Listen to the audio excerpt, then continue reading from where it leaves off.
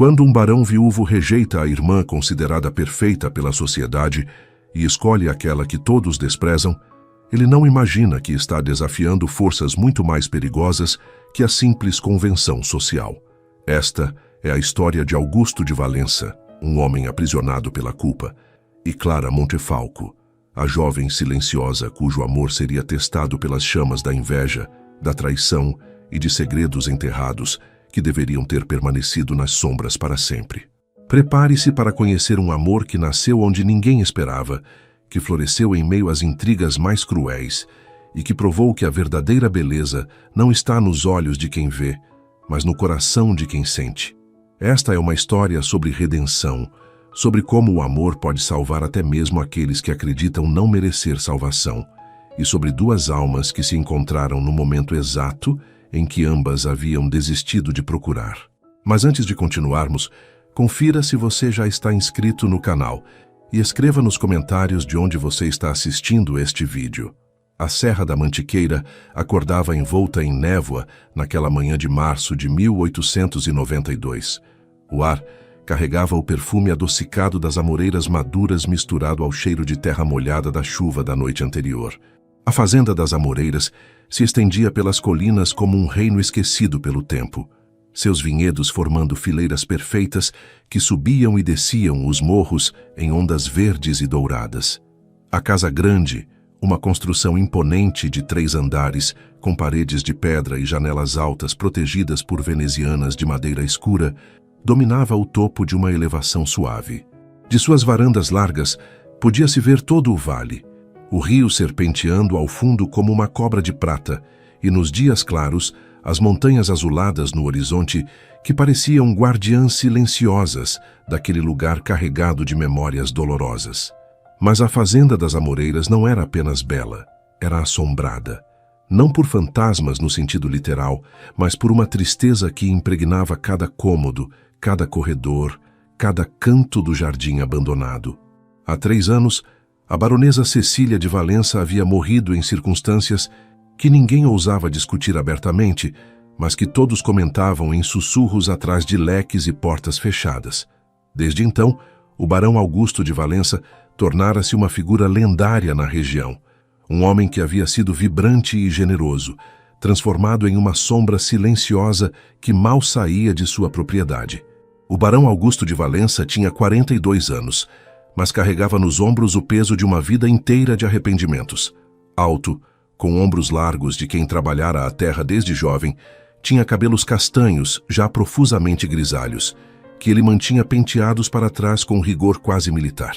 Sua barba, aparada com precisão, moldava um rosto de traços marcados, com uma mandíbula forte e olhos de um castanho tão escuro que pareciam negros sob certas luzes. Eram olhos que haviam esquecido como sorrir, olhos que olhavam mas não viam, perdidos em algum ponto distante que apenas ele conhecia. Usava sempre roupas escuras, pretas ou cinza chumbo, como se o luto fosse uma segunda pele da qual não conseguia se despir. Suas mãos grandes e calejadas eram mãos de um homem que conhecia trabalho duro, mas também tremiam levemente quando estava sozinho, especialmente ao segurar a taça de vinho que bebia todas as noites antes de dormir, ou melhor, antes de tentar dormir. Augusto não nascera barão. O título lhe fora concedido pelo imperador Dom Pedro, segundo 15 anos antes, em reconhecimento à sua contribuição para a economia da região através da produção de vinhos de qualidade excepcional e pela construção de uma estrada que conectava várias vilas isoladas da serra. Filho de um comerciante português bem-sucedido e de uma fazendeira de família tradicional mineira, Augusto crescera entre vinhas e livros de contabilidade, aprendendo desde cedo que o sucesso exigia disciplina, trabalho e uma visão além do imediato. Aos 23 anos, havia assumido a administração da fazenda após a morte prematura do pai em um acidente de carruagem. Transformara uma propriedade modesta em um império próspero, com vinhedos que produziam as melhores uvas da serra e uma adega que rivalizava com as melhores da Europa. Foi aos 28 anos que conhecera Cecília. Ela tinha apenas 19, filha de um juiz aposentado do Rio de Janeiro, educada nos melhores colégios franceses, com uma beleza delicada que lembrava porcelana fina e uma fragilidade que despertava em todos o instinto de proteção. Cecília era tudo que a sociedade da época considerava perfeito em uma esposa. Delicada, educada, talentosa ao piano, fluente em francês e italiano, com uma voz suave que nunca se elevava e gestos graciosos que pareciam coreografados. Seu cabelo louro era sempre preso em coques elaborados, seu vestido sempre impecável, suas palavras sempre medidas. Casaram-se 6 meses após se conhecerem em um baile na corte, e Augusto trouxe sua jovem esposa para a serra com promessas de felicidade eterna. Durante os primeiros anos foram felizes à sua maneira. Cecília transformou a casa grande em um salão sofisticado, recebendo a elite da região para saraus, onde se tocava música clássica e se discutia literatura europeia. Ela tinha talento para a hospitalidade, para fazer com que cada convidado se sentisse especial, para criar uma atmosfera de elegância e refinamento que poucos na região conseguiam igualar. Mas havia algo em Cecília que Augusto nunca conseguira alcançar completamente. Uma distância nos olhos dela mesmo quando sorria, uma ausência sutil, como se parte dela estivesse sempre em outro lugar, com outra pessoa, vivendo outra vida. Augusto atribuía isso à melancolia natural de algumas pessoas sensíveis, à saudade que ela sentia da capital, ao tédio inevitável da vida rural para alguém acostumado à agitação da corte. Tentava compensar com atenção, com presentes, com viagens ocasionais ao Rio de Janeiro. Mas nada parecia preencher aquele vazio que ele sentia entre eles, especialmente nos momentos de intimidade, quando os corpos se encontravam, mas as almas permaneciam separadas por um abismo invisível. Não tiveram filhos. Cecília sofrera 3 perdas nos primeiros 5 anos de casamento, cada uma deixando-a mais frágil, mais distante, mais envolta em uma tristeza que os médicos chamavam de melancolia feminina, mas que Augusto sabia ser algo mais profundo. Após a 3ª perda, ela passou a dormir em quartos separados, alegando que precisava de repouso, que sua saúde era delicada demais para os rigores conjugais. Augusto aceitou, como aceitava tudo de Cecília, com uma paciência que beirava a resignação. E então veio aquela noite. A noite que Augusto revia mentalmente todos os dias há 3 anos, tentando entender onde havia falhado, o que poderia ter feito diferente, que sinais havia ignorado. Foi em uma madrugada fria de maio de 1889. Augusto acordara com um barulho estranho, um baque surdo vindo do andar de baixo. Levantara-se, acendera uma vela e descera as escadas com o coração já acelerado por um pressentimento terrível. Encontrara Cecília caída ao pé da escadaria principal, seu corpo formando um ângulo impossível, o pescoço quebrado, os olhos abertos encarando o teto com uma expressão que ele nunca conseguiria esquecer. Não era horror, não era surpresa, era quase alívio, como se finalmente tivesse encontrado a paz que buscara em vida. O médico declarara acidente. Uma queda, disse ele, provavelmente ela levantara no escuro, tonta de sono, tropeçara e caíra pelas escadas. As autoridades aceitaram sem questionar. O padre realizou um funeral discreto. A sociedade local ofereceu condolências formais, e Augusto ficou sozinho com a culpa que o consumia por dentro como um câncer, porque ele sabia, no fundo de sua alma, sabia que não fora acidente. Sabia pela forma como Cecília vinha se afastando cada vez mais nas semanas anteriores, pelos longos períodos que passava trancada em seu quarto, pelas cartas que queimava na lareira sem deixá-lo ler, pelos olhares distantes que ela lançava pelas janelas, como se contemplasse um mundo que ele não podia ver. Sabia que Cecília escolhera partir e que, de alguma forma, ele falhara tão completamente como marido que ela preferira a morte a continuar vivendo ao seu lado. Desde então, Augusto tornara-se um recluso. Continuava administrando a fazenda com eficiência mecânica, mas toda a paixão havia morrido. Não recebia mais visitas, não aceitava mais convites, não participava mais da vida social da região. Demitira quase toda a criadagem, mantendo apenas Miguel Ravasco, seu administrador de confiança, e Teresa, a velha governanta que trabalhava na fazenda desde antes dele nascer. Os jardins que Cecília tanto amara foram abandonados à própria sorte, transformando-se em uma selva de plantas selvagens que sufocavam as flores ornamentais em uma metáfora perfeita do estado de espírito do dono da casa. Miguel Ravasco era o único que conseguia penetrar minimamente a armadura de gelo que Augusto construíra ao redor de si mesmo. Tinha 38 anos. Era filho de um capataz que trabalhara para o pai de Augusto e crescera praticamente como irmão do barão, embora as diferenças sociais sempre os mantivessem em posições claramente definidas. Alto, magro, com cabelos pretos sempre desgrenhados e olhos verdes inteligentes que não perdiam nada, Miguel era o tipo de homem que inspirava confiança instantânea. Conhecia cada palmo da fazenda, cada trabalhador, cada videira, cada barril de vinho envelhecendo na adega. Era mais que um administrador, era o elo entre o barão recluso e o mundo exterior. O homem que mantinha a fazenda das Amoreiras funcionando enquanto seu dono definhava em melancolia autodestrutiva. Mas Miguel carregava um segredo que o corroía. No dia seguinte à morte de Cecília, enquanto arrumava os pertences pessoais da baronesa, conforme Augusto ordenara, encontrara uma carta escondida em uma caixa de música. Uma carta escrita pela própria Cecília, datada de 2 dias antes de sua morte, endereçada a ninguém específico, mas claramente destinada a ser encontrada. Miguel lera uma vez, ficara pálido e nunca mais abrira novamente. Guardara a carta em um envelope lacrado no fundo de uma gaveta trancada em seu escritório, jurando a si mesmo que nunca a mostraria a Augusto, a menos que fosse absolutamente necessário.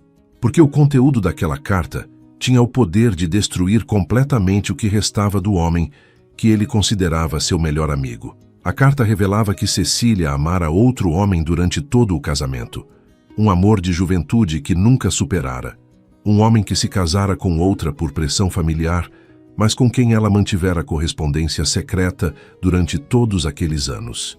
A carta descrevia encontros furtivos durante as viagens ao Rio de Janeiro, beijos roubados em jardins escuros, promessas sussurradas que nunca poderiam se cumprir.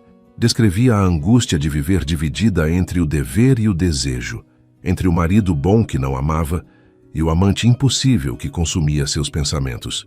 E terminava com uma confissão devastadora. Ela não conseguia mais viver aquela mentira, não conseguia mais fingir, não conseguia mais acordar todos os dias ao lado de um homem bom, sabendo que seu coração pertencia a outro. Miguel nunca contara a Augusto sobre a carta, porque sabia que aquele conhecimento não traria paz, apenas uma dor diferente e talvez ainda mais profunda.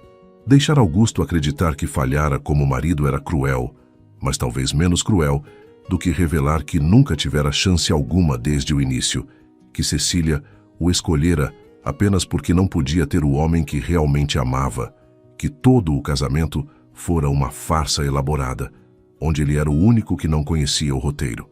Então Miguel guardava seu segredo e observava impotente, enquanto Augusto se consumia em culpa injustificada, tornando-se uma sombra do homem vibrante que um dia fora. Teresa, a governanta, era a outra constante na vida de Augusto. Tinha 65 anos, cabelos completamente brancos presos em um coque apertado, rosto enrugado por décadas de trabalho ao sol, mas com olhos negros ainda brilhantes de inteligência e bondade. Fora ama de leite de Augusto quando bebê, testemunhara cada fase de sua vida, cada alegria e cada tragédia. Conhecia o barão melhor que ele próprio se conhecia. Sabia quando ele não dormira pela palidez de seu rosto. Sabia quando a culpa o atormentava mais que o usual pela forma como evitava olhar diretamente para qualquer espelho. Teresa mantinha a casa funcionando com eficiência silenciosa, cozinhando refeições que Augusto mal tocava, limpando cômodos que ninguém visitava, trocando lençóis de camas onde ninguém dormia além do próprio barão em seu quarto espartano, que mais parecia cela de monge. Foi Teresa quem recebeu a carta que mudaria tudo. Chegou em uma manhã de outono, trazida pelo correio semanal que subia a serra. O envelope era de papel grosso de boa qualidade, lacrado com cera vermelha, estampada com um brasão que Teresa reconheceu imediatamente. A família Montefalco. Levou a carta até o escritório de Augusto. Bateu 3 vezes conforme o protocolo exigia, mesmo que a formalidade parecesse absurda, quando eram apenas os 3 na casa enorme. e entrou quando ouviu o grunhido que ele considerava como permissão. Augusto estava sentado atrás da grande mesa de jacarandá que pertencera ao avô, cercado por relatórios de produção que examinava sem realmente ver, o olhar perdido na janela que dava para os vinhedos. "Carta para o senhor", disse Teresa, colocando o envelope sobre a mesa. "Dos Montefalco, se não me engano, pelo brasão." Augusto pegou a carta com dedos que tremeram levemente. Montefalco. Esse nome evocava memórias de outro tempo, de outro Augusto. Rodrigo Montefalco fora seu melhor amigo na juventude, companheiro de estudos quando ambos frequentaram o mesmo colégio interno no Rio de Janeiro. Eram inseparáveis naquela época. Dois jovens sonhadores que planejavam mudar o mundo, que passavam noites debatendo filosofia e política, que juraram amizade eterna como apenas os jovens podem jurar. Mas a vida os separara. Rodrigo seguira carreira diplomática, passando anos na Europa representando o império em diversas cortes. Augusto ficara na Serra, construindo seu império de vinhas. Trocaram correspondência esporádica nos primeiros anos, mas gradualmente os contatos foram se espaçando até cessarem completamente. Augusto abriu a carta com um abridor de prata, desdobrou o papel pesado e começou a ler com crescente surpresa. A letra de Rodrigo estava tremida, denotando idade ou doença. Ele escrevia de uma propriedade em Minas Gerais, onde se retirara após se aposentar do serviço diplomático. Explicava que estava gravemente doente, que os médicos lhe davam poucos meses de vida e que tinha um favor importante a pedir ao velho amigo. Rodrigo ficara viúvo há 5 anos e agora, com a morte se aproximando, preocupava-se com o destino de suas 2 filhas. Isadora tinha 24 anos, Clara 21. Eram moças educadas, de boa família, mas sem dote significativo, pois a carreira diplomática, embora prestigiosa, não fora lucrativa. Rodrigo perguntava se Augusto aceitaria receber as moças por alguns meses na fazenda das Amoreiras, dar-lhes um refúgio onde pudessem se recuperar da perda iminente do pai e, quem sabe, encontrar pretendentes adequados na sociedade local. Augusto releu a carta 3 vezes. Sua primeira reação foi recusar. Como poderia receber visitas em uma casa que se tornara túmulo de memórias? Como poderia fazer papel de anfitrião quando mal conseguia manter conversas civilizadas com as poucas pessoas que ainda ousavam visitá-lo? Mas então, uma frase da carta captou sua atenção. "Lembro-me de como você sempre foi generoso, Augusto, como sempre colocava o bem-estar dos outros acima do seu próprio conforto. Oro para que esse homem bom que conheci ainda exista sob a dor que sei que carrega." Aquelas palavras atingiram Augusto como um soco no estômago. O homem bom que Rodrigo conhecera ainda existia? Ou a culpa e a autopiedade o haviam transformado em algo irreconhecível? Cecília escolhera a morte em parte porque ele se tornara um marido distante, absorto em negócios, incapaz de ver o sofrimento dela? E agora, quando um velho amigo pedia ajuda em seu leito de morte, ele recusaria apenas para manter sua melancolia confortável? A resposta veio não de uma decisão racional, mas de um impulso que Augusto não sentia há 3 anos. Uma pequena centelha de algo que poderia ser redenção, ou pelo menos a busca dela. Pegou papel e pena e escreveu sua resposta sem permitir que a dúvida o paralisasse. Sim, receberia as filhas de Rodrigo, prepararia quartos, garantiria que fossem bem tratadas, ofereceria a hospitalidade que a amizade antiga exigia. Se não podia mais ajudar a si mesmo, talvez pudesse ajudar outros. Era o mínimo que devia à memória do amigo que um dia fora e ao homem que talvez ainda pudesse voltar a ser. 2 semanas depois, em uma tarde onde nuvens pesadas prometiam tempestade, uma carruagem preta puxada por 4 cavalos subiu lentamente a estrada sinuosa que levava à fazenda das Amoreiras. Miguel observava da varanda, tendo sido informado por Augusto sobre a chegada iminente das visitas. Ao lado dele, Teresa ajeitava nervosamente o avental limpo que colocara especialmente para a ocasião. Augusto estava em seu escritório, incapaz de reunir coragem para esperar na varanda como a etiqueta mandava. Seus dedos tamborilando na mesa enquanto ouvia o som das rodas na terra batida, ficando cada vez mais próximo. A carruagem parou em frente aos degraus da entrada principal e o cocheiro desceu apressadamente para abrir a porta. A primeira a emergir foi uma visão que fez Miguel prender a respiração. Isadora Montefalco tinha aquela beleza que paralisa, que faz o mundo parar por um instante. Alta e esguia, com postura de quem aprendera desde criança a andar como se o chão fosse um palco e todos os olhares fossem sua plateia. Seu vestido de viagem era de seda verde esmeralda, perfeitamente ajustado à sua figura, com mangas bufantes e uma cintura tão estreita que só podia ser obra de espartilho apertado ao limite. Seu cabelo era louro, quase dourado sob a luz difusa da tarde nublada, penteado em cachos elaborados que emolduravam um rosto de traços perfeitos. Os olhos de Isadora eram azuis como o céu de verão, grandes e expressivos, com cílios longos que ela sabia usar com precisão devastadora.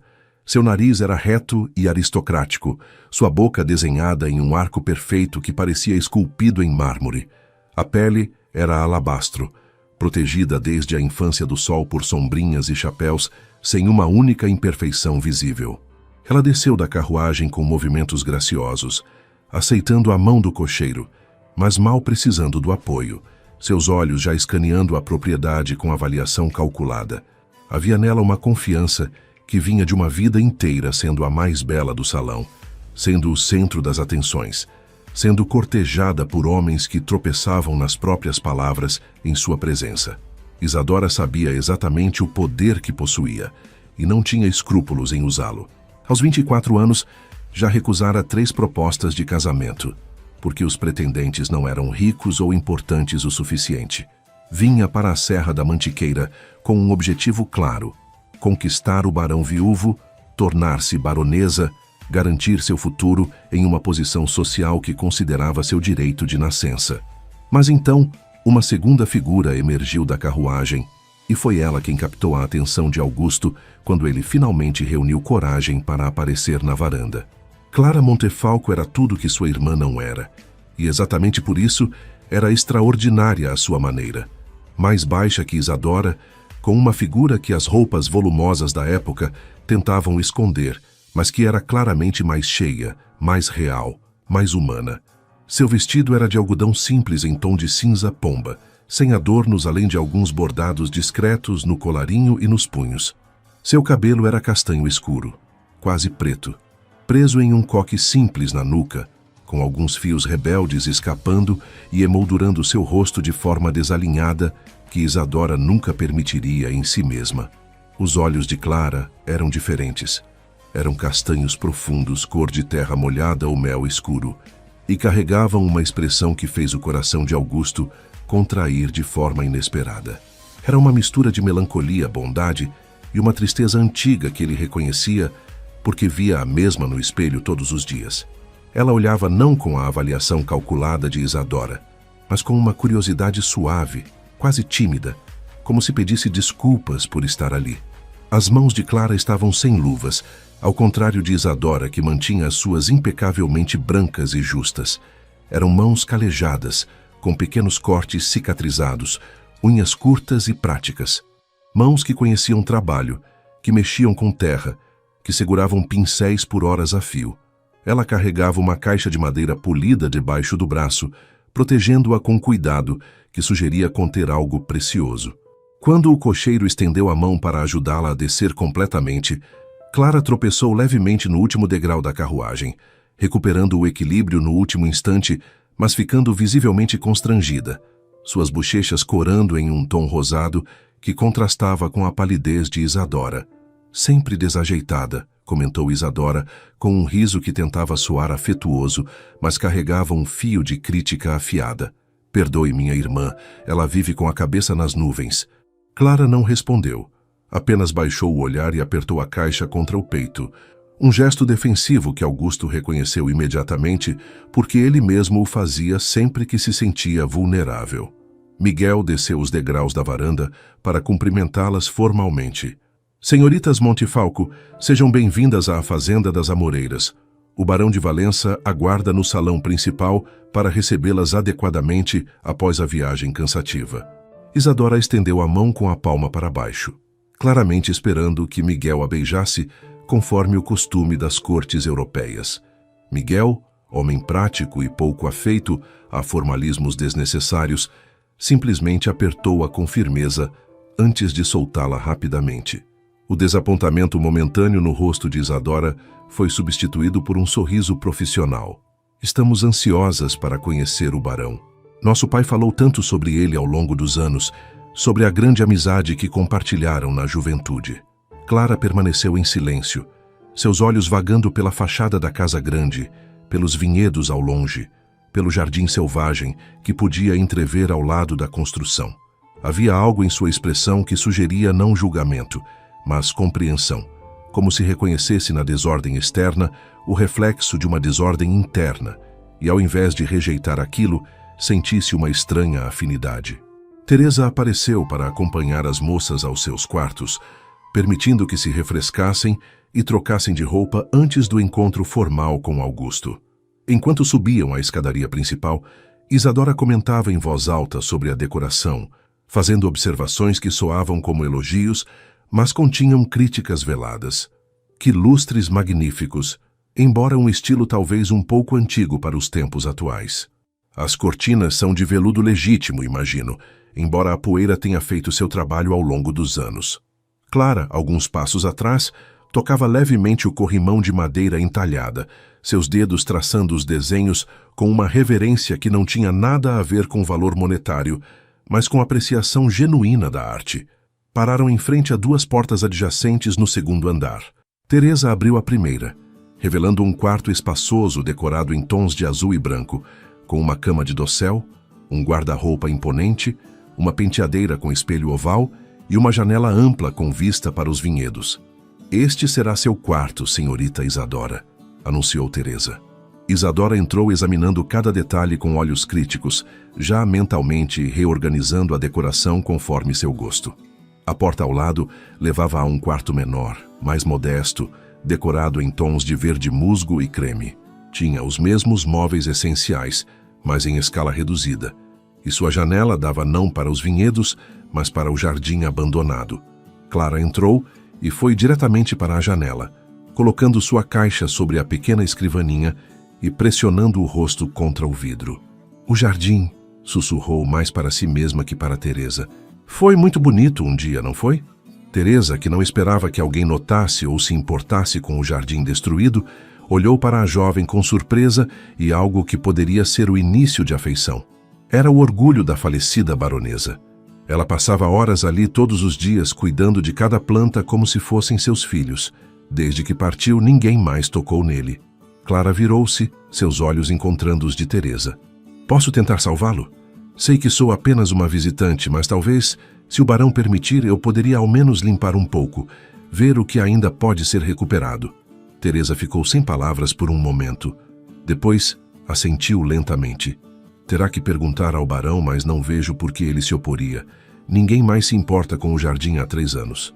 Uma hora depois, as irmãs Montefalco desceram para o encontro formal com Augusto. Isadora havia trocado o vestido de viagem por um de seda rosa claro com babados elaborados, seu cabelo rearranjado em um estilo ainda mais sofisticado, joias discretas, mas caras brilhando em suas orelhas e pescoço. Clara usava um vestido simples de lã marrom, sem adornos, seu cabelo ainda no mesmo coque desalinhado. A diferença entre as duas era tão gritante que Miguel, que as aguardava para escoltá-las ao salão, sentiu uma pontada de pena de Clara. Era óbvio que Isadora a ofuscava deliberadamente, que escolhia seus trajes e adornos, não apenas para realçar a própria beleza, mas para diminuir a da irmã por contraste. O salão principal da Fazenda das Amoreiras era um cômodo impressionante com pé direito altíssimo, piso de tábuas largas de peroba encerada, paredes revestidas de madeira escura entalhada com cenas pastorais, um lustre de cristal com 20 velas acesas lançando luz dourada sobre tudo. Mobílias de jacarandá maciço ladeavam as paredes. Um piano de cauda ocupava um canto e grandes janelas com cortinas de veludo bordô davam vista para o vale, já mergulhando na escuridão do crepúsculo que se aproximava. Augusto estava de pé junto à lareira apagada, suas mãos cruzadas nas costas, sua postura rígida denotando tensão. Vestia calças pretas, colete de brocado cinza escuro e sobrecasaca preta, como sempre. Quando as irmãs entraram, ele se virou e pela primeira vez em 3 anos, sentiu-se verdadeiramente observado, julgado, medido. Isadora entrou como se o salão fosse um palco e ela a protagonista, seus passos medidos para fazer o vestido balançar graciosamente, um sorriso estudado, curvando seus lábios perfeitos. Barão de Valença, disse ela com voz melodiosa, fazendo uma reverência que era exatamente profunda o suficiente para demonstrar respeito sem sugerir submissão. É uma honra finalmente conhecê-lo. Papai falou tanto sobre vossa pessoa ao longo dos anos que sinto como se já nos conhecêssemos. Ela ergueu-se e estendeu a mão, claramente esperando que Augusto a beijasse conforme a etiqueta cortesã. Augusto deu 2 passos à frente, aceitou a mão brevemente e a soltou quase imediatamente, seu desconforto com o contato físico evidente. A honra é minha em receber as filhas de meu querido amigo Rodrigo. Lamento apenas que as circunstâncias não sejam mais felizes. Seus olhos então se moveram para Clara, que permanecia alguns passos atrás da irmã, quase tentando se fundir com as sombras do cômodo. Clara deu um passo à frente hesitante quando percebeu que era sua vez de cumprimentar o anfitrião. Fez uma reverência desajeitada, quase tropeçando na barra do próprio vestido, recuperando o equilíbrio no último instante.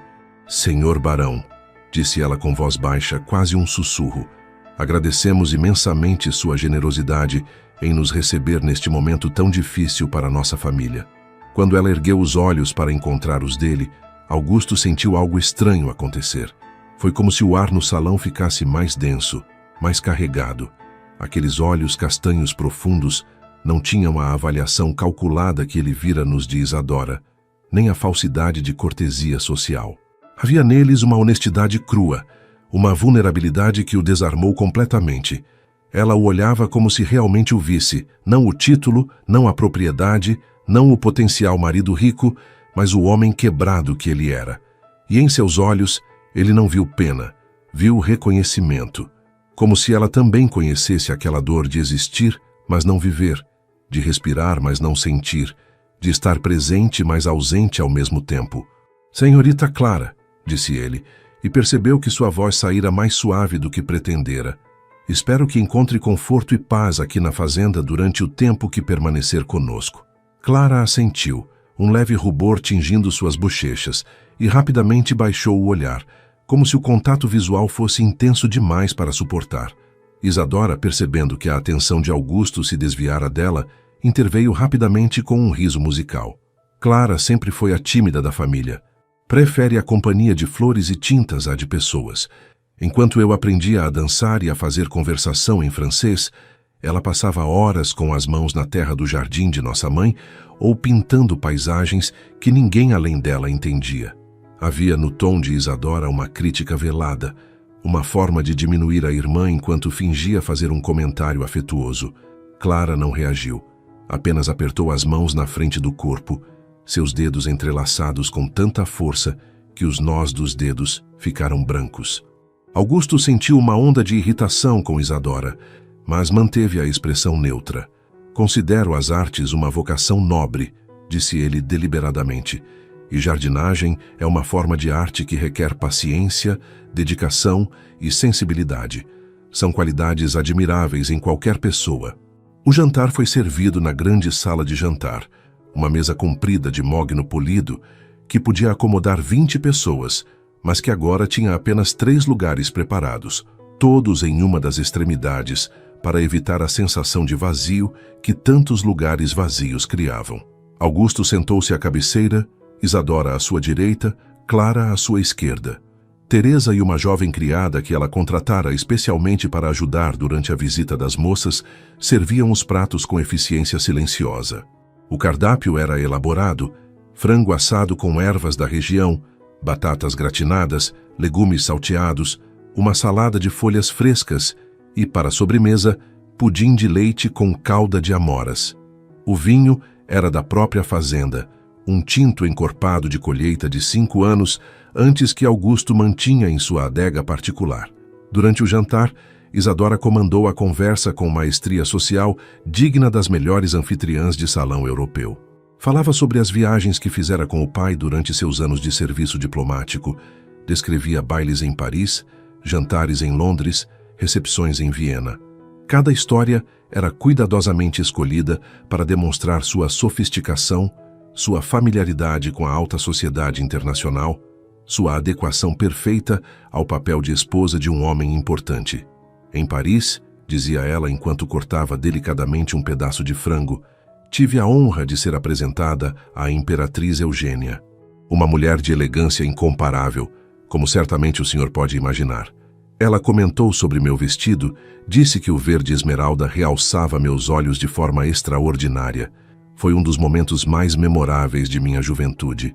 Augusto ouvia com educação, mas seu olhar frequentemente se desviava para Clara, que comia em silêncio, seus movimentos pequenos e contidos, como se tentasse ocupar o menor espaço possível. Ela mal tocava o vinho, apenas molhava os lábios de vez em quando, e quando Teresa lhe ofereceu uma segunda porção de batatas, recusou com um gesto gentil, mas firme, embora fosse óbvio que ainda tinha fome pela forma como seus olhos se demoravam no prato. E você, senhorita Clara? Disse Augusto subitamente, interrompendo Isadora no meio de uma descrição elaborada de um concerto em Berlim. Compartilha do interesse de sua irmã pela vida social europeia?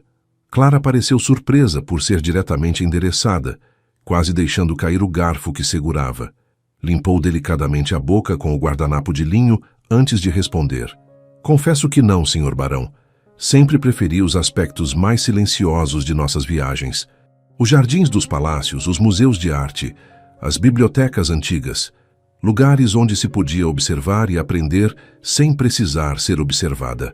Sua voz era suave, mas havia nela uma sinceridade que contrastava fortemente com o tom performático de Isadora. Em Florença, passei horas no Jardim Boboli, estudando como os italianos trabalhavam com topiaria e fontes de água. Em Londres, visitei o Kew Gardens todos os dias durante 2 semanas, desenhando espécies de plantas que nunca vira antes. Foram esses os momentos que mais apreciei. Augusto encontrou-se genuinamente interessado. Você desenha, então? É mais que um hobby? Clara assentiu, um leve entusiasmo animando seu rosto de uma forma que a transformava. Não era beleza no sentido convencional que Isadora possuía, mas havia algo luminoso nela quando falava sobre algo que amava. Desenho e pinto desde criança. Nossa mãe, antes de falecer, era ela mesma uma pintora talentosa. Ensinou-me a ver além das formas óbvias, a perceber luz e sombra, a entender que toda planta tem uma personalidade, uma forma de existir no mundo. Sei que deve parecer tolo falar de plantas como se fossem pessoas, mas ela hesitou, como se subitamente consciente de que estava falando demais, expondo demais de si mesma. Não me parece tolo, disse Augusto com uma firmeza que fez Clara erguer o olhar surpresa. Parece-me a perspectiva de alguém que realmente presta atenção ao mundo ao redor, que vê o que outros ignoram. É um dom raro. Isadora, percebendo que estava perdendo o controle da conversa e da atenção de Augusto, interveio com um riso que tentava soar indulgente, mas carregava irritação mal disfarçada.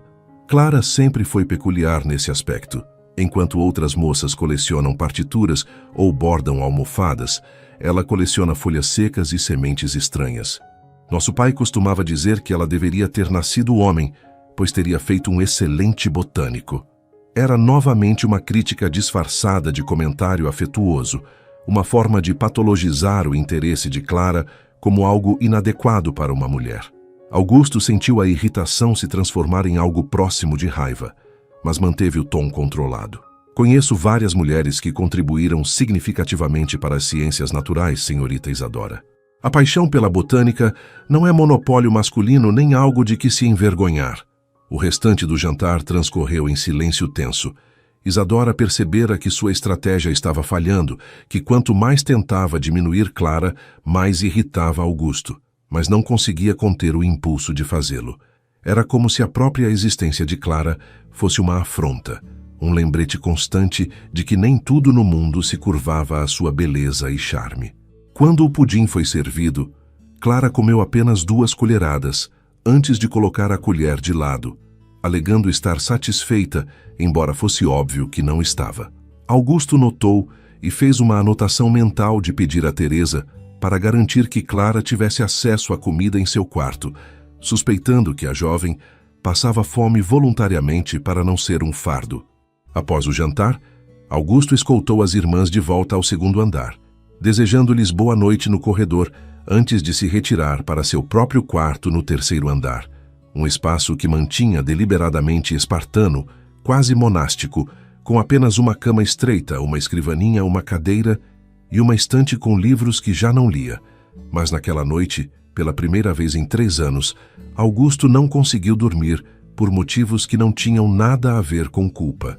Sua mente voltava repetidamente para aqueles olhos castanhos profundos, para a forma como Clara tocara o corrimão da escada com reverência, para a paixão contida em sua voz quando falava sobre plantas e arte, para a tristeza que ela carregava como um manto invisível, mas que ele reconhecia perfeitamente.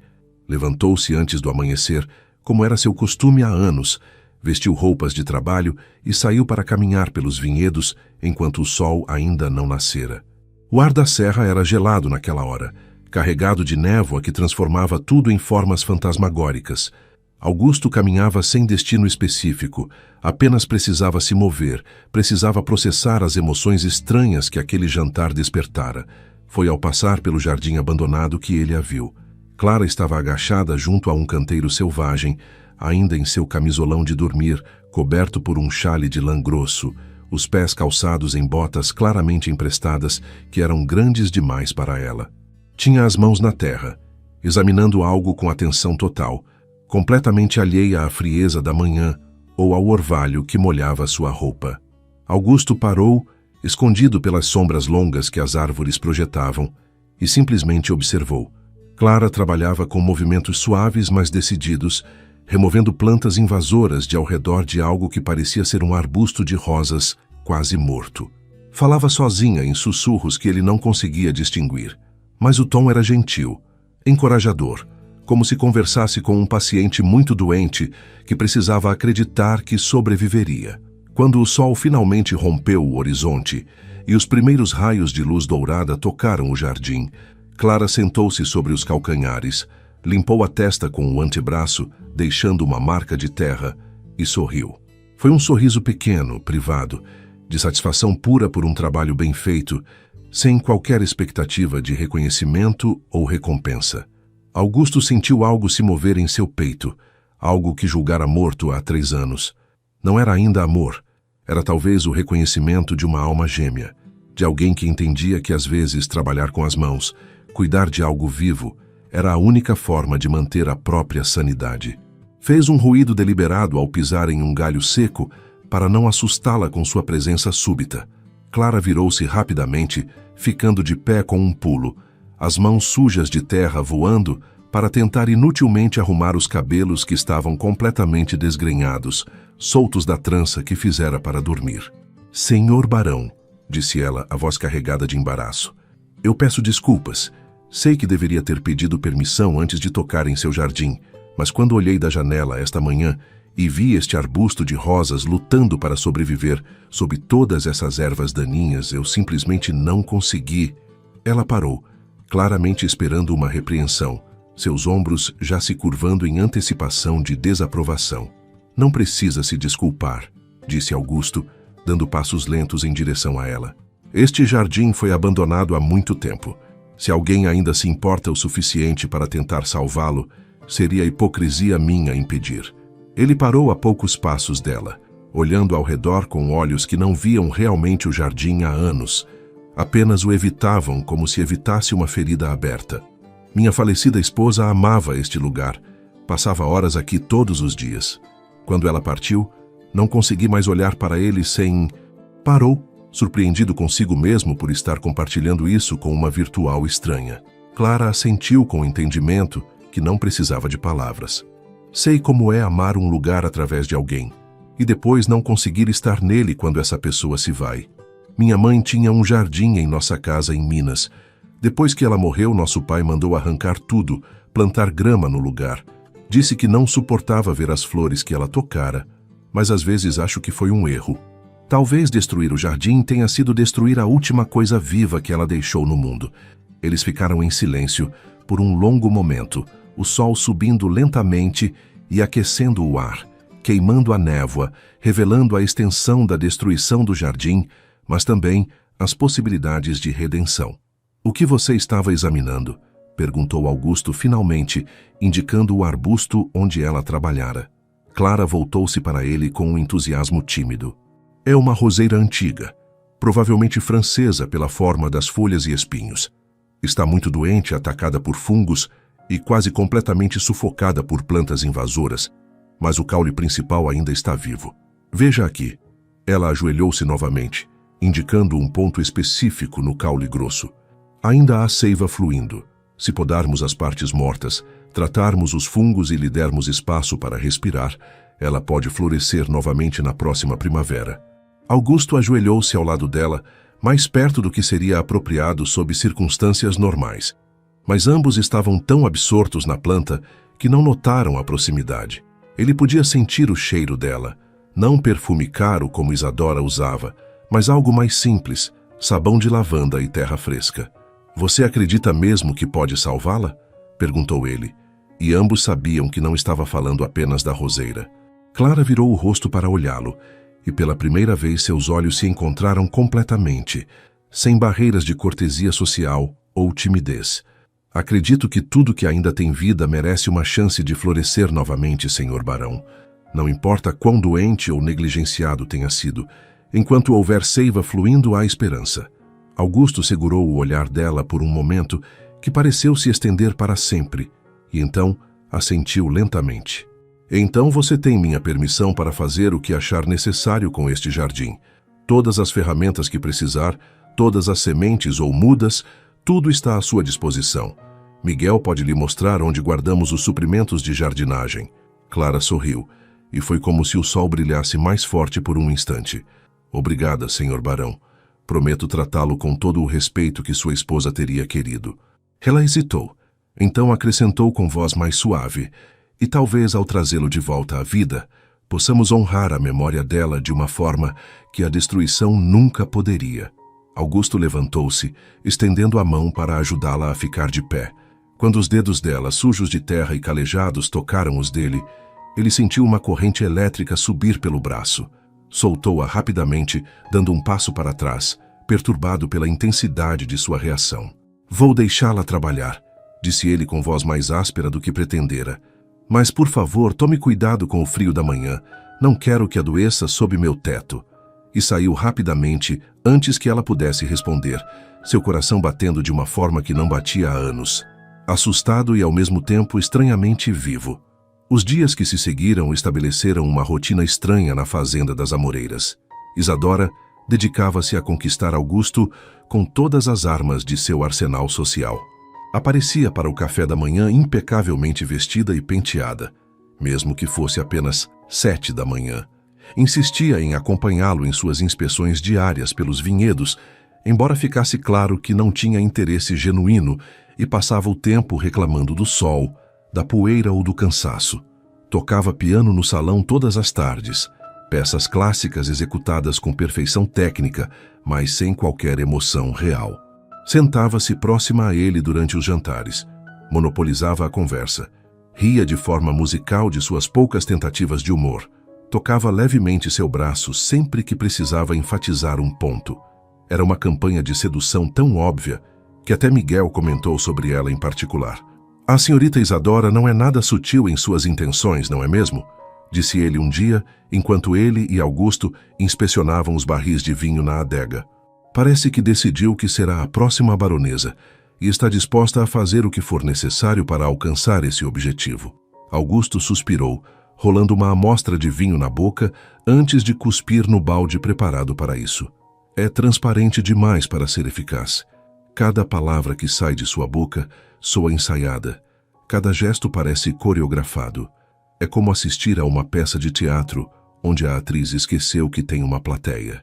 Miguel observou o amigo com olhos astutos. "E a outra irmã, a senhorita Clara?"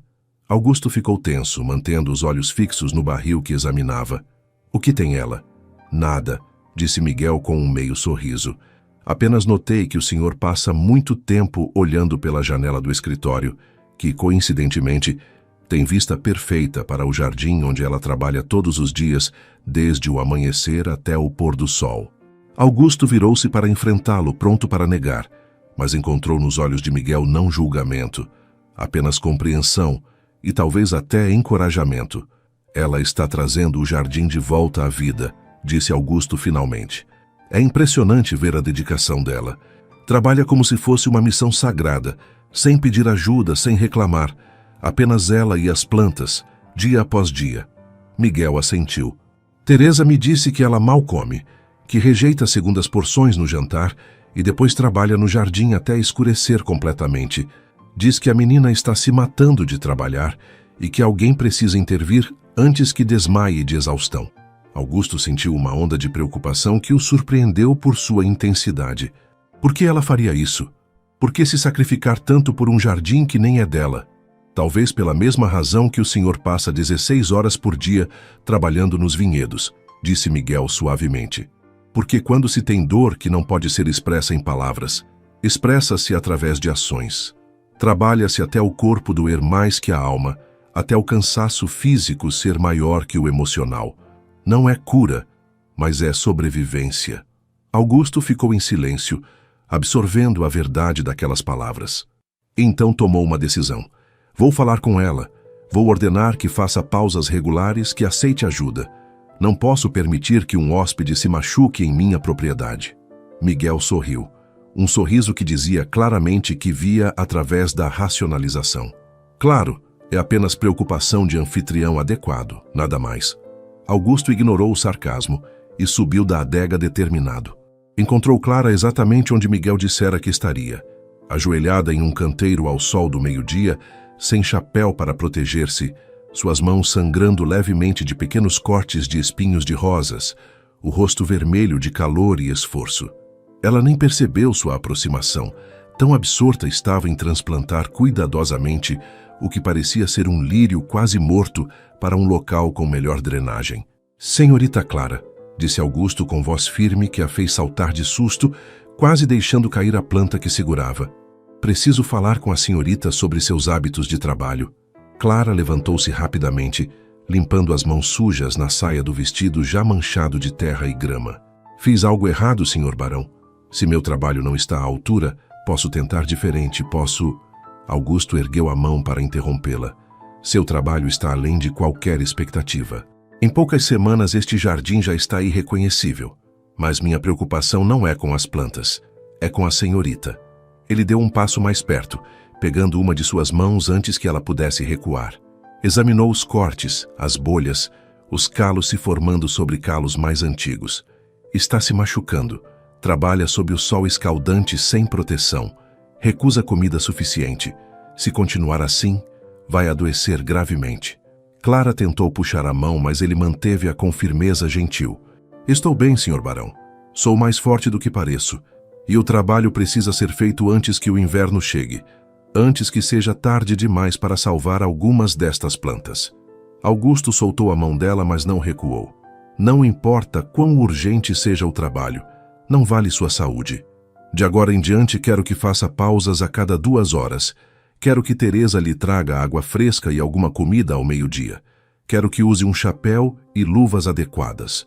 E se precisar de ajuda, há homens na fazenda que podem ser designados para trabalhos mais pesados. Clara balançou a cabeça, uma teimosia inesperada aparecendo em seu rosto geralmente dócil. Não quero a ajuda de outros. Eles não entenderiam. Não tratariam as plantas com o cuidado necessário. E quanto às pausas e à comida, vou tentar. Mas quando estou trabalhando, esqueço-me do tempo, esqueço-me de tudo, exceto... Ela parou, percebendo que estava revelando demais. Exceto da dor que está tentando enterrar sob cada planta que salva, completou Augusto suavemente. Clara ergueu os olhos para ele, chocada, vulnerável, exposta. Por um longo momento, apenas se olharam, 2 almas feridas, reconhecendo-se mutuamente. Sua irmã me contou sobre sua mãe, disse Augusto finalmente. Sobre como ela era talentosa, como vocês eram próximas, como sua morte a devastou. Imagino que cada planta que salva aqui é uma forma de honrar a memória dela, de fazer algo que ela teria feito. Lágrimas subitamente encheram os olhos de Clara. mas ela as conteve com esforço visível. Mamãe dizia que plantas eram como pessoas, que cada uma tinha sua própria história, suas próprias lutas, que nosso trabalho não era controlar a natureza, mas colaborar com ela, entender o que cada ser vivo precisava para florescer. Quando ela morreu e papai destruiu o jardim dela, senti como se tivesse perdido a mãe 2 vezes. Então, sim, cada planta aqui que consigo salvar é uma pequena redenção. Augusto assentiu, entendendo perfeitamente, mas sua mãe não gostaria de vê-la se destruindo no processo. Gostaria. Assim como tenho certeza de que Cecília não gostaria de me ver transformado neste fantasma que me tornei. Foi a primeira vez que Augusto mencionara o nome de sua esposa em voz alta desde sua morte, e o efeito foi como quebrar uma represa. Clara deu um passo à frente, e antes que qualquer um dos dois pudesse processar o que estava acontecendo, ela abraçou-o. Foi um abraço inocente, reconfortante, o tipo que se dá a alguém que está quebrando e precisa ser segurado para não desmoronar completamente. Augusto ficou rígido por um instante, chocado pelo contato. Então seus braços se fecharam ao redor dela e ele a segurou como um náufrago segura um pedaço de madeira flutuante. Ficaram assim por um momento, suspenso no tempo. 2 estranhos que não eram realmente estranhos, 2 pessoas que se reconheciam em um nível que ia além de palavras ou convenções sociais. Então, uma voz cortante destruiu o momento. Que cena tocante! Eles se separaram bruscamente e se viraram para encontrar Isadora parada na entrada do jardim, seus olhos azuis brilhando com uma fúria fria que contrastava violentamente com o sorriso falso em seus lábios. Não sabia que você e minha irmã haviam se tornado tão próximos, Barão de Valença. Devo me preocupar com a reputação de Clara? Uma moça solteira e um viúvo sozinhos no jardim, abraçados? O que a sociedade diria? Augusto deu um passo à frente, colocando-se entre Clara e Isadora de forma protetora. Estava apenas verificando o progresso do trabalho no jardim e oferecendo orientação sobre como a senhorita Clara deve cuidar de sua própria saúde enquanto trabalha. Não há nada de inadequado nisso. Isadora riu, um som sem humor. Claro que não. Assim como não há nada inadequado em Clara passar todos os dias aqui, suja e desgrenhada como uma camponesa, enquanto eu faço todos os esforços para ser uma companhia agradável ao Senhor. Mas suponho que alguns homens preferem aquelas que se rebaixam ao nível da terra, ao invés das que se elevam aos salões. A crueldade descarada do comentário fez Augusto sentir uma raiva que não sentia há anos. Cuidado com suas palavras, senhorita Isadora. Sua irmã está fazendo um trabalho magnífico aqui, trazendo beleza de volta a algo que foi negligenciado. É um trabalho nobre, não algo de que se envergonhar. Isadora aproximou-se, seus olhos fixos em Augusto com uma intensidade quase predatória. E é esse seu tipo, então? Moças humildes que brincam na terra? Pensei que um homem de sua posição buscaria uma esposa à altura de seu título, alguém que pudesse representá-lo adequadamente na sociedade, alguém bela e refinada. Ela deixou a implicação pender no ar, cristalina.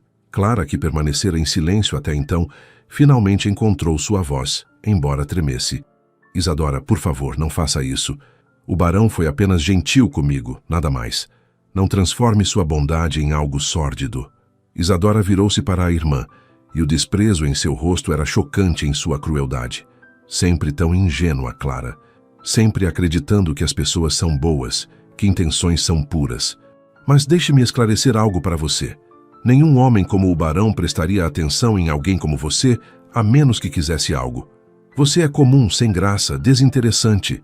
Se ele demonstra interesse, é porque vê em você uma conquista fácil, não uma parceira em potencial. As palavras atingiram Clara como golpes físicos. Ela empalideceu, cambaleou levemente, e Augusto viu as lágrimas finalmente transbordarem de seus olhos, antes que ela virasse e saísse correndo do jardim em direção à casa, sua saia levantada para facilitar a corrida, seus soluços audíveis, mesmo à distância. Augusto observou Clara desaparecer pela porta dos fundos da casa, seu coração apertado por uma mistura de raiva e algo mais profundo que não ousava nomear. Quando se virou para Isadora, sua voz era gelada de uma forma que ela nunca ouvira antes. O que a senhorita acabou de fazer foi cruel, desnecessário e completamente inadequado. Sua irmã não merecia aquelas palavras venenosas, e eu certamente não pedi sua interpretação distorcida de minhas intenções. Isadora, porém, não recuou.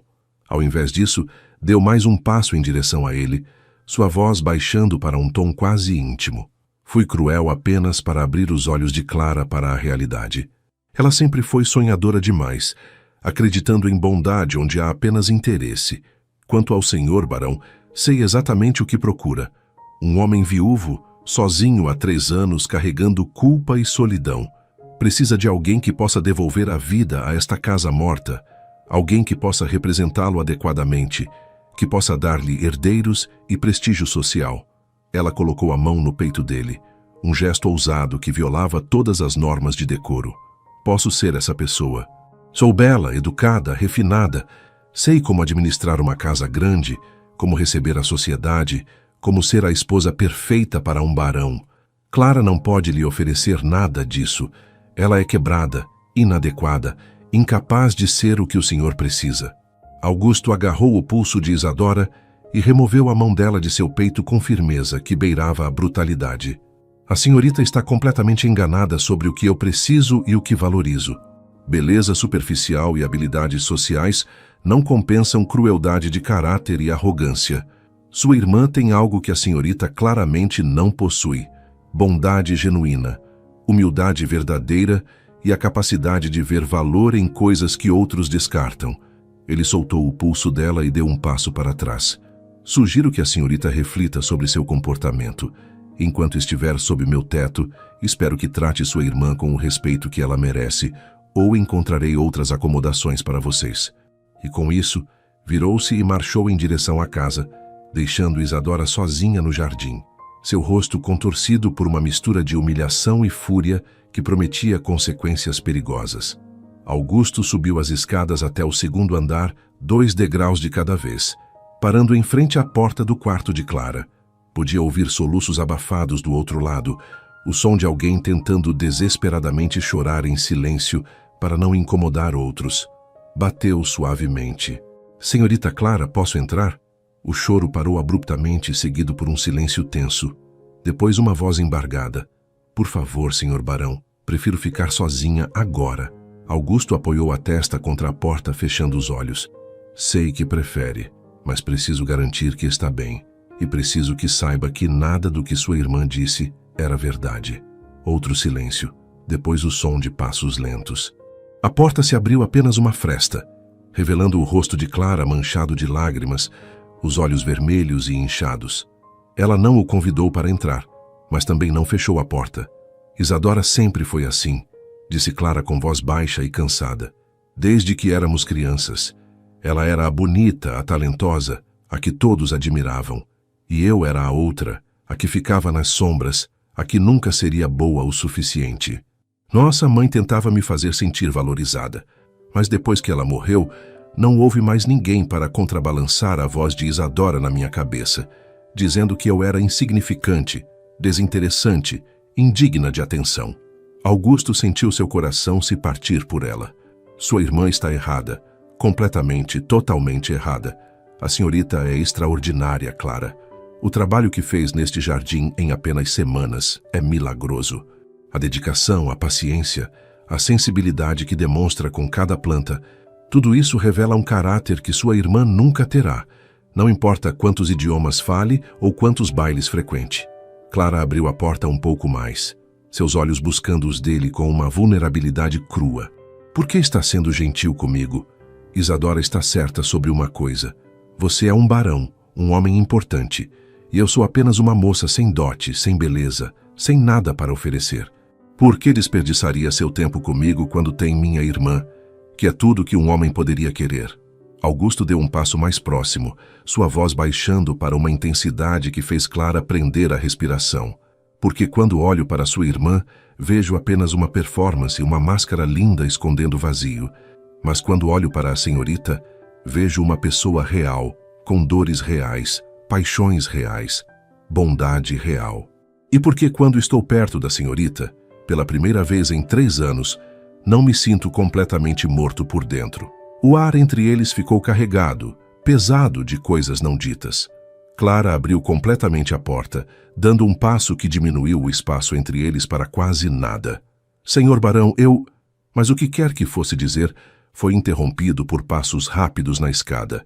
Teresa apareceu no corredor, respirando pesadamente como se tivesse corrido. Senhor Augusto, precisa vir rapidamente. Há um mensageiro de Minas Gerais. É sobre o senhor Rodrigo Montefalco. O coração de Augusto afundou ao ver a expressão grave no rosto de Teresa. Olhou para Clara, que já empalidecera, sua mão voando para cobrir a boca. Não, sussurrou ela. Não ainda. Por favor, não ainda. Os três desceram rapidamente para o hall principal, onde um homem coberto de poeira da estrada esperava, segurando um envelope preto com bordas prateadas, o tipo tradicionalmente usado para anunciar falecimentos. Miguel já estava lá, tendo interceptado o mensageiro. Seu rosto estava sombrio. Minhas condolências, senhorita Clara, disse o mensageiro, estendendo o envelope para ela.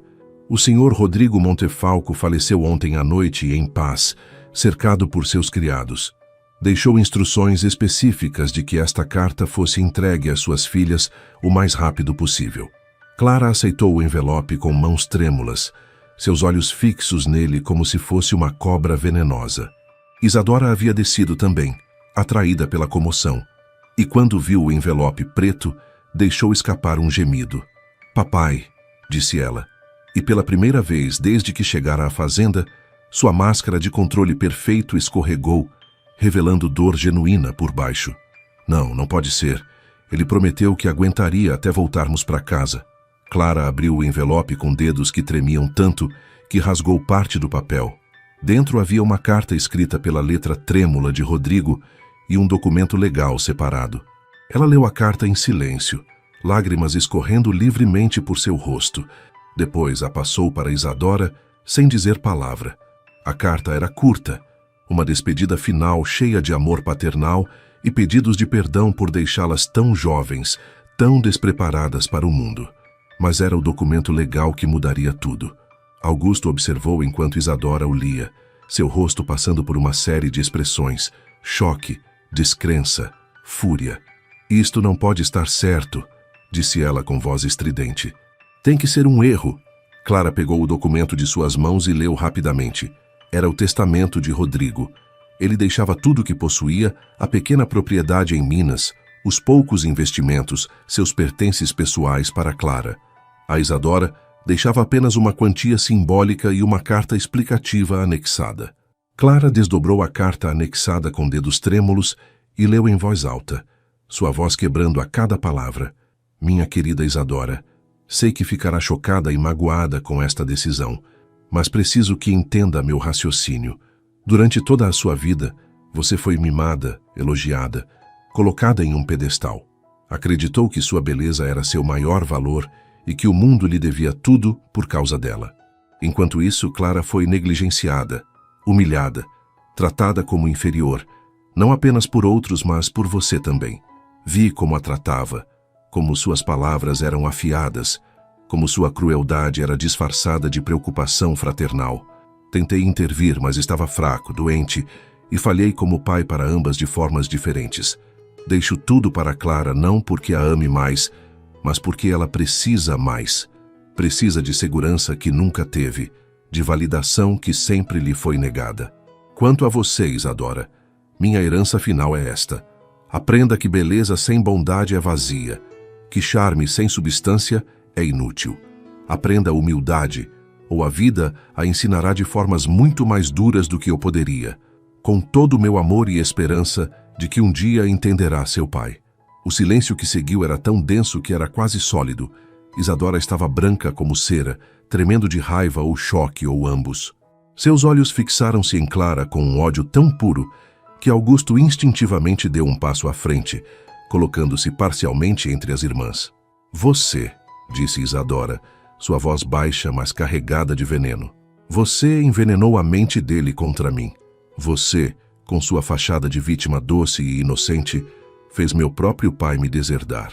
Clara balançou a cabeça, as lágrimas agora fluindo por razões diferentes. Eu não sabia, Isadora. Juro que não fazia ideia que papai faria isso. Não pedi, nunca sugeri. Mas Isadora não estava ouvindo. Avançou para Clara e apenas a intervenção rápida de Augusto impediu que a alcançasse. Ele segurou Isadora pelos braços, mantendo-a à distância segura de Clara. Senhorita Isadora, controle-se, disse ele com voz dura. Seu pai tomou esta decisão, não sua irmã. Direcionar sua raiva a ela é injusto e inútil. Isadora lutou contra seu aperto, seus olhos selvagens. Injusto? Você quer falar de injusto? Minha vida inteira eu fui a filha perfeita, a que fazia tudo certo, a que nunca decepcionava. E agora descubro que foi tudo por nada, que meu próprio pai me considerava tão pouco que deixou tudo para ela? Augusto manteve-a firmemente até sentir a luta sair dela, substituída por soluços que eram igualmente de raiva e dor. Quando finalmente a soltou, Isadora cambaleou para trás, limpando o rosto com mãos trêmulas.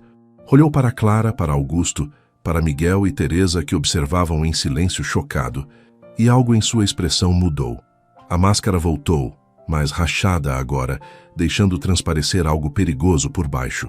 Muito bem, disse ela com voz controlada artificialmente. Vocês vencem, Clara fica com a herança, com a aprovação do papai, com... Seus olhos encontraram os de Augusto, com tudo que deveria ser meu por direito. Ela subiu a escada com passos rígidos, sua postura ereta demais, controlada demais. Quando chegou ao topo e virou para o corredor, olhou para baixo uma última vez. Mas saibam disso. Não vou simplesmente aceitar. Não vou me curvar e fingir que está tudo bem. Se Clara tomou o que era meu por direito, então eu tomarei tudo o que ela ama. É uma promessa. E desapareceu no corredor, deixando um silêncio carregado de presságio. Clara desabou em uma cadeira no hall, o testamento ainda em suas mãos, seu corpo sacudindo com soluços. Augusto ajoelhou-se ao lado dela, colocando uma mão hesitante em seu ombro. Sinto muito, disse ela entre soluços. Sinto muito que papai tenha feito isso. Não queria a propriedade, não queria o dinheiro. Só queria meu pai vivo e minha irmã não me odiando. Mas agora tenho a propriedade que não desejo. E perdi ambos. Augusto apertou seu ombro gentilmente. Seu pai fez o que achou certo, pelas razões que considerou válidas. Não é culpa sua que ele visse em você qualidades que valorizava mais que as de sua irmã. Quanto a Isadora, sua raiva é compreensível, mesmo que mal direcionada. Com o tempo, talvez ela entenda. Mas Miguel, observando da sombra, não estava tão otimista. Ele vira algo nos olhos de Isadora naquele último olhar, algo que reconhecia de homens perigosos que conhecera em sua vida. Não era apenas raiva ou mágoa, era determinação fria de destruir, e isso o assustava mais do que raiva quente jamais poderia. Fez uma nota mental de vigiar Isadora de perto, de garantir que suas ameaças não se concretizassem em ações. Naquela noite, nenhum dos habitantes da fazenda das Amoreiras dormiu bem. Clara chorou em seu quarto até adormecer de exaustão, abraçada ao último presente que sua mãe lhe dera antes de morrer, um lenço bordado com flores delicadas. Augusto ficou acordado em sua cama estreita, olhando para o teto, sua mente um turbilhão de preocupações sobre Clara e sentimentos crescentes que não ousava nomear. E Isadora, em seu quarto luxuoso que agora parecia uma prisão, sentou-se à escrivaninha e começou a escrever cartas. A primeira foi para um coronel casado que conhecera anos antes em uma recepção diplomática, um homem poderoso e sem escrúpulos que fizera clara sua atração por ela e sua disposição de ajudá-la se ela algum dia precisasse. Ela nunca aceitara suas ofertas antes, considerando-se destinada a algo melhor. Mas agora, desesperada e furiosa, estava disposta a fazer acordos que antes rejeitaria. A carta era cuidadosamente redigida, explicando sua situação difícil, sugerindo que certas informações sobre a família Valença poderiam ser de seu interesse, insinuando que uma aliança entre eles poderia ser mutuamente benéfica. Selou a carta com cera vermelha e a escondeu em seu baú para ser enviada no dia seguinte, quando o correio descesse a serra. A segunda carta foi ainda mais perturbadora. Era endereçada a um investigador particular que operava no Rio de Janeiro, conhecido por desenterrar segredos enterrados e por não ser particularmente exigente quanto aos métodos usados. Isadora escreveu: Preciso de toda a informação disponível sobre a morte da baronesa Cecília de Valença, ocorrida há 3 anos, na Fazenda das Amoreiras, Serra da Mantiqueira.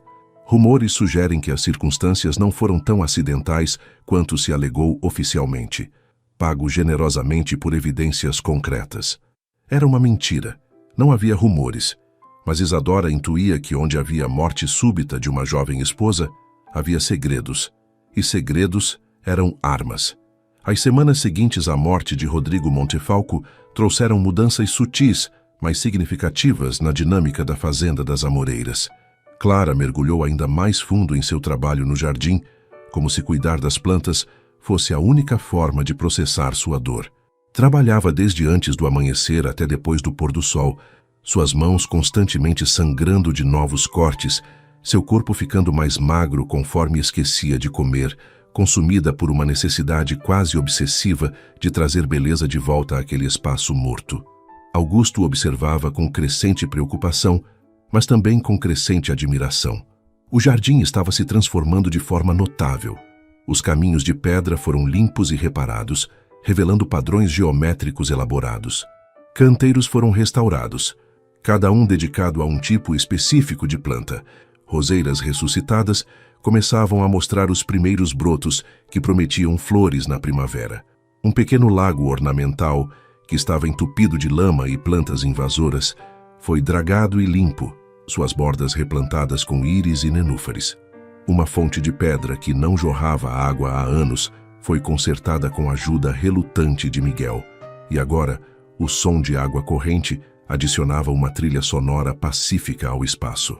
Havia bancos estrategicamente posicionados em locais com sombra, perfeitos para a contemplação, e em um canto especial, Clara criara um memorial silencioso para Cecília, um círculo de pedras brancas cercando uma roseira antiga que ela salvara da morte certa, com uma pequena placa de bronze que dizia simplesmente: "Em memória de quem amou este lugar." Augusto descobriu a placa memorial em uma manhã fria, quando decidiu finalmente caminhar pelo jardim restaurado, algo que evitara fazer até então por medo das memórias que despertaria. Ajoelhou-se diante do círculo de pedras, tocando a placa com dedos trêmulos. Clara o encontrou ali, lágrimas silenciosas escorrendo por seu rosto. Ela não disse nada, apenas sentou-se ao seu lado na grama úmida de orvalho, sua presença um conforto silencioso. "Obrigado", disse Augusto finalmente, sua voz rouca, "por honrá-la desta forma, por não esquecer que este era o lugar dela, mesmo enquanto o transforma em seu." Clara balançou a cabeça. "Nunca seria meu, senhor barão. Sou apenas a guardiã temporária. Este jardim pertence à memória dela e sempre pertencerá. Apenas tento mantê-lo vivo como ela gostaria." Eles ficaram sentados em silêncio por um longo tempo, ombro com ombro, enquanto o sol subia e aquecia o ar. Foi Clara quem finalmente quebrou o silêncio. "Posso lhe perguntar algo pessoal?" "Não precisa responder se não quiser." Augusto assentiu. "O que atormenta o senhor? Sei que sente culpa pela morte dela." Teresa me contou um pouco quando perguntei sobre a baronesa. "Mas há algo mais. Algo que o consome." Augusto ficou em silêncio por tanto tempo que Clara pensou que ele não responderia. Então, com voz baixa e dolorosa, ele começou a falar. "Eu não a amei como deveria. Cecília merecia um marido que a adorasse, que a colocasse em primeiro lugar sempre. Mas eu estava sempre tão ocupado com a fazenda, com os negócios, com construir este império. Jantar após jantar, eu a deixava sentar-se sozinha enquanto trabalhava em meu escritório. Viagem após viagem ao Rio de Janeiro, eu apressava nosso retorno porque tinha compromissos aqui. Quando ela chorava após perder cada bebê, eu não sabia o que dizer, então dizia nada. Foi um marido terrível, e ela pagou o preço final por minha negligência." Clara virou-se para olhá-lo diretamente. "Posso lhe dizer algo que talvez não queira ouvir, mas precisa? O senhor não pode salvar alguém que não quer ser salvo. Pode amar alguém, cuidar deles, fazer tudo certo, e ainda assim não ser suficiente se a dor deles for maior que sua capacidade de curá-la. Não sei o que se passava na cabeça da baronesa, mas sei por minha própria experiência que às vezes a tristeza é tão profunda que não importa quanta luz outros tragam, você não consegue mais vê-la." Augusto olhou para ela com olhos arregalados. Você está dizendo que não foi culpa minha? Clara segurou a mão dele, um gesto ousado, mas necessário. Estou dizendo que talvez tenha sido culpa de ninguém. Que às vezes coisas ruins acontecem, não porque alguém falhou, mas porque o mundo é complicado e pessoas são frágeis e nem sempre há respostas claras ou culpados convenientes. Foi a primeira vez que alguém dissera isso a Augusto, a primeira vez que alguém sugerira que talvez sua culpa fosse uma forma de arrogância às avessas, assumir que tinha poder de salvar ou destruir alguém, quando na verdade Cecília fazia suas próprias escolhas pelas próprias razões. A ideia era simultaneamente libertadora e aterrorizante. Se não era culpa dele, então tinha que aceitar que não tinha controle, que não podia ter impedido o que aconteceu. E aceitar falta de controle era talvez a coisa mais difícil que já fizera. Mas olhando para Clara, para a sinceridade em seus olhos, para a gentileza em seu toque, sentiu algo começar a se soltar dentro de si.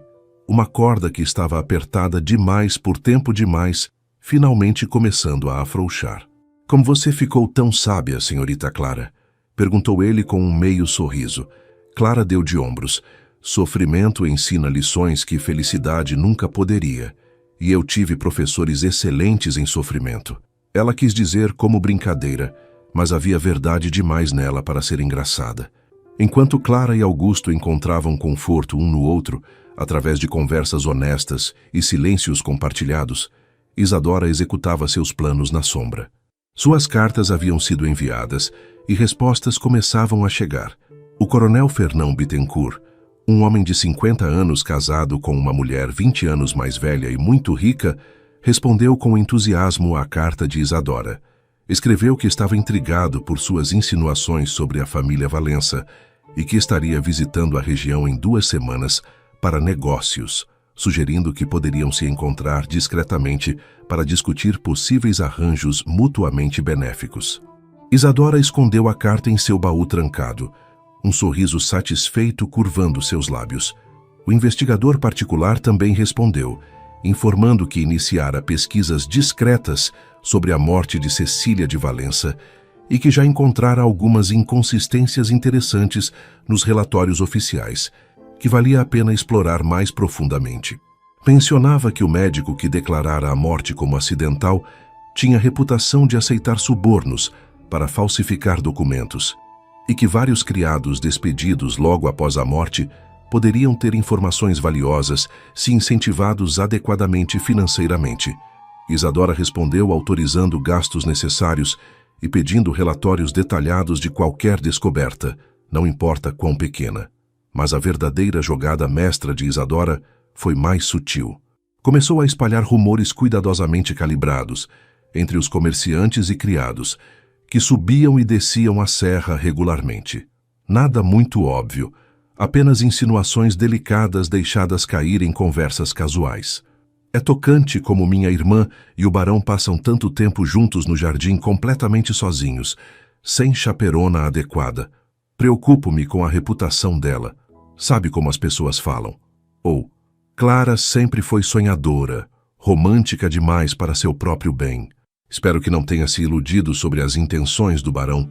Afinal, um homem em sua posição não casaria com alguém sem dote ou beleza, não importa quão doce seja. Os rumores se espalharam como fogo em capim seco. Em poucas semanas, toda a sociedade da Serra estava falando sobre o escândalo potencial na fazenda das Amoreiras. A moça sem dote que seduzira o barão viúvo enquanto a irmã bela e apropriada era ignorada. O barão que caíra tão baixo em seu luto que estava considerando uma aliança completamente inadequada. Alguns defendiam Clara, dizendo que era moça decente sendo difamada por inveja alheia. Mas muitos mais acreditavam nos rumores, porque histórias escandalosas sempre são mais interessantes que verdades mundanas. O padre da paróquia local, Padre Anselmo, um homem de 60 anos com ideias rígidas sobre decoro e moralidade, decidiu que era seu dever intervir. Apareceu na fazenda das Amoreiras, em uma tarde chuvosa de junho, solicitando audiência privada com Augusto. Foram para o escritório, e o padre não perdeu tempo com preâmbulos. Barão de Valença, venho aqui como pastor preocupado com suas ovelhas. tanto com o senhor quanto com a jovem senhorita Montefalco, que está sob seu teto. Há rumores circulando que mancham a reputação de ambos, e sinto que é meu dever alertá-lo antes que o escândalo se torne irreparável. Augusto, que estava sentado atrás de sua mesa de trabalho, revisando relatórios de colheita, levantou os olhos com expressão fechada. Que rumores, padre! O padre mudou de posição desconfortavelmente em sua cadeira. Dizem que o senhor e a senhorita Clara passam tempo excessivo juntos, sem chaperona adequada. Que há uma proximidade entre vocês que excede o apropriado entre anfitrião e hóspede. Alguns mais maldosos sugerem que o senhor está aproveitando-se da vulnerabilidade dela, de seu luto recente e situação precária. A raiva subiu rápida e quente no peito de Augusto. E quem exatamente está fazendo estas acusações? O padre fez um gesto vago. Os rumores vêm de várias fontes, mas o mais importante não é a origem, é a existência deles. Uma vez que a reputação de uma moça é manchada, é quase impossível restaurá-la. E sua própria reputação, barão, já fragilizada pela tragédia de sua falecida esposa, não pode suportar mais um escândalo. Augusto levantou-se lentamente, suas mãos apoiadas na mesa. Deixe-me ser absolutamente claro, padre. Não há nada impróprio acontecendo entre mim e a senhorita Clara. Ela está trabalhando para restaurar o jardim que minha esposa amava, um projeto que empreende com dedicação admirável. Sim, conversamos. Sim, desenvolvemos uma amizade baseada em respeito mútuo e entendimento compartilhado de perda. Mas qualquer insinuação além disso é difamação pura. O padre suspirou. Acredito no senhor, barão. Mas o problema é que não importa o que é verdade. Importa o que as pessoas acreditam ser verdade. E para proteger tanto a senhorita Clara quanto a si mesmo, há apenas uma solução que vejo. Ele fez uma pausa, escolhendo suas palavras cuidadosamente. O senhor deveria considerar um casamento adequado. E arrisco dizer que a senhorita Isadora seria uma escolha excelente, bela, refinada, de boa família. Um casamento com ela silenciaria todos os rumores e restauraria completamente sua posição social. Augusto sentiu náusea subir em sua garganta. Era exatamente o que Isadora queria, claro. Ela orquestrara tudo isso, os rumores, a visita do padre, a pressão social, era brilhante de uma forma tortuosa. E se eu não desejar casar com a senhorita Isadora? O padre pareceu genuinamente surpreso pela pergunta. Mas certamente o senhor vê a lógica nisso? Ela é claramente a escolha apropriada. Quanto à senhorita Clara, talvez seja melhor fazer arranjos para que ela retorne a Minas Gerais ou encontre outra acomodação. Sua presença aqui, por mais inocente que seja, está causando problemas que só podem piorar. Augusto deu a volta na mesa, aproximando-se do padre com uma expressão que fez o homem mais velho recuar instintivamente. Padre Anselmo, agradeço sua preocupação, embora questione suas motivações e métodos, mas deixe-me ser claro, não serei manipulado por rumores ou pressão social a fazer escolhas que vão contra meu coração e consciência. A senhorita Clara permanecerá em minha casa pelo tempo que desejar. E se eu decidir me casar, será com a pessoa de minha escolha, não de quem a sociedade aprova. Agora, se nos desculpar, tenho trabalho a fazer. Era uma dispensa clara. O padre levantou-se, ofendido, mas tentando manter a dignidade. Espero que não se arrependa desta teimosia, barão. O orgulho vem antes da queda, como nos ensina a Escritura. E saiu com passos rígidos, deixando Augusto sozinho, com sua raiva crescente e uma decisão formando-se em sua mente. Naquela noite, Augusto pediu que Clara se juntasse a ele para uma conversa privada em seu escritório após o jantar. Ela chegou nervosa, claramente preocupada que estivesse prestes a ser dispensada. Augusto indicou uma cadeira próxima à lareira, onde um fogo crepitava alegremente, afastando o frio úmido da noite de junho. Sentou-se na cadeira ao lado dela, não atrás da mesa como seria mais formal, criando uma atmosfera de igualdade e intimidade. Senhorita Clara, começou ele, observando como ela entrelaçava os dedos nervosamente no colo. Preciso lhe contar sobre uma visita que recebi hoje do padre Anselmo. Conforme relatava a conversa, via o rosto de Clara passar por uma série de expressões: choque, vergonha, raiva e, finalmente, resignação dolorosa. Quando ele terminou, ela ficou em silêncio por um longo momento, olhando fixamente para as chamas da lareira. Isadora, disse ela finalmente, sua voz plana. Ela fez isso. Os rumores, a visita do padre, tudo. É exatamente o tipo de coisa que ela faria. Clara levantou-se abruptamente, caminhando até a janela que dava vista para o jardim mergulhado na escuridão. Vou partir. Amanhã mesmo, se o senhor puder arranjar transporte. Não posso ficar aqui manchando sua reputação, causando problemas. Isadora venceu, como sempre vence. Augusto levantou-se também, aproximando-se dela, mas mantendo distância respeitosa. E se eu não quiser que parta?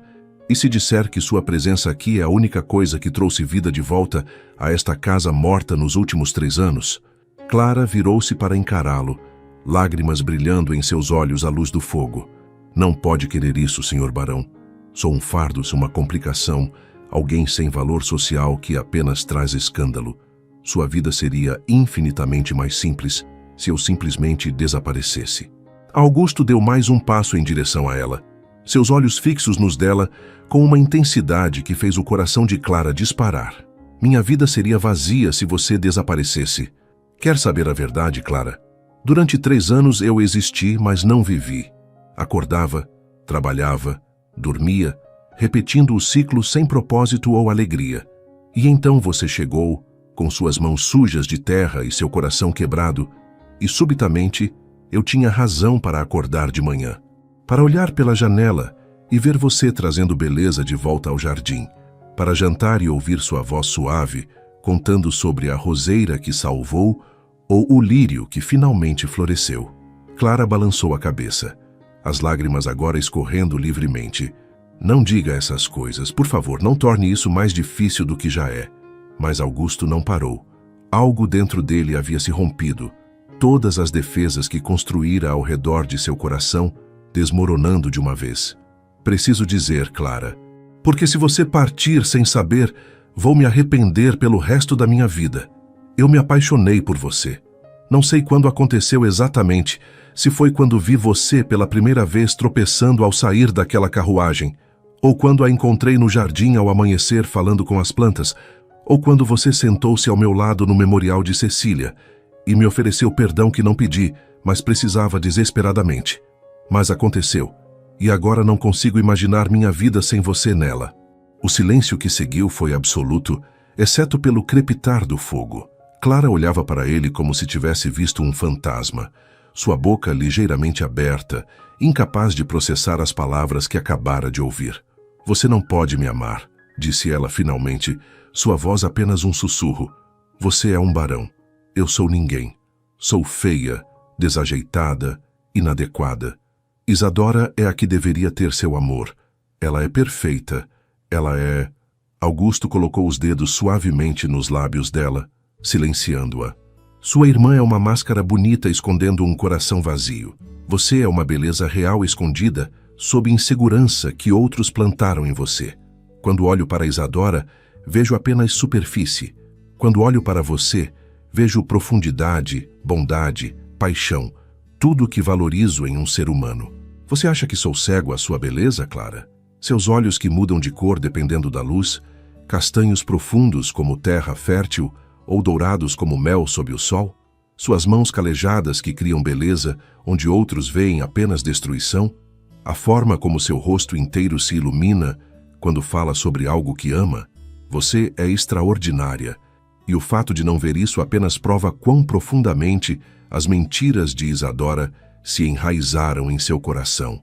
Clara soluçou, seu corpo inteiro tremendo. Augusto a puxou para um abraço, segurando-a enquanto anos de dor, rejeição e autodepreciação finalmente encontravam libertação em lágrimas que molhavam sua camisa. Eu também amo você, sussurrou ela contra seu peito. Tentei não amar, tentei manter distância, porque sabia que era impossível, que você nunca me veria dessa forma. Mas todas as manhãs, quando acordava e via você caminhando pelos vinhedos, todas as tardes, quando você aparecia no jardim apenas para conversar, eu me apaixonava um pouco mais. Augusto afastou-a levemente para poder olhar em seu rosto, suas mãos enquadrando suas bochechas manchadas de lágrimas. Então case-se comigo. Não porque a sociedade diz que deveria, não para silenciar rumores ou proteger reputações, mas porque nos amamos e a vida é curta demais para desperdiçar tempo com medo do que outros pensarão. Clara prendeu a respiração. Você está me pedindo em casamento? Augusto sorriu e foi como se o sol tivesse nascido em seu rosto, transformando-o de volta no homem que fora antes que a tristeza o consumisse. Estou pedindo muito mal, sem anel apropriado ou discurso preparado, mas sim. Clara Montefalco, você me faria a honra de se tornar minha esposa? De me ajudar a viver novamente ao invés de apenas existir? De transformar esta casa em um lar cheio de amor e alegria, como o jardim que você ressuscitou? Clara não confiava em sua voz, então simplesmente assentiu, sorrindo através das lágrimas. E quando Augusto a beijou pela primeira vez, foi gentil, reverente, cheio de promessas de futuro que ambos haviam pensado que nunca teriam. Mas do corredor escuro do lado de fora do escritório, uma figura observava através da porta entreaberta, seu rosto contorcido por ódio puro. Isadora tinha vindo procurar Augusto para mais uma tentativa de seduzi-lo, apenas para testemunhar a cena que confirmava seus piores medos. Ele escolhera Clara. Após tudo o que Isadora fizera, todos os planos que traçara, todas as sementes de dúvida que plantara, ele ainda escolhera sua irmã inferior. A raiva que sentiu era tão intensa que teve que cobrir a boca com a mão para não gritar. Afastou-se da porta silenciosamente, voltando para seu quarto com passos rápidos e furiosos. Seu plano inicial falhara, mas isso apenas significava que precisava escalar. Se rumores e pressão social não eram suficientes, então usaria a artilharia pesada que vinha preparando. As respostas do investigador particular revelavam segredos interessantes sobre a morte de Cecília, segredos que poderia usar para destruir Augusto se necessário. E o coronel Bittencourt estava chegando em poucos dias, trazendo consigo recursos e conexões que poderia mobilizar. Clara havia tomado tudo dela, sua herança, seu futuro planejado, o homem que deveria ter sido dela. Era hora de Clara perder tudo também, e Isadora não teria escrúpulos sobre os métodos que usaria para garantir isso. Naquela noite, Isadora escreveu mais cartas. Uma para o investigador pedindo que acelerasse suas descobertas e que preparasse relatórios que pudessem ser apresentados às autoridades se necessário. Outra para o coronel Bittencourt, informando sobre o noivado iminente e sugerindo que seria vantajoso para ambos agir rapidamente antes que o casamento se concretizasse.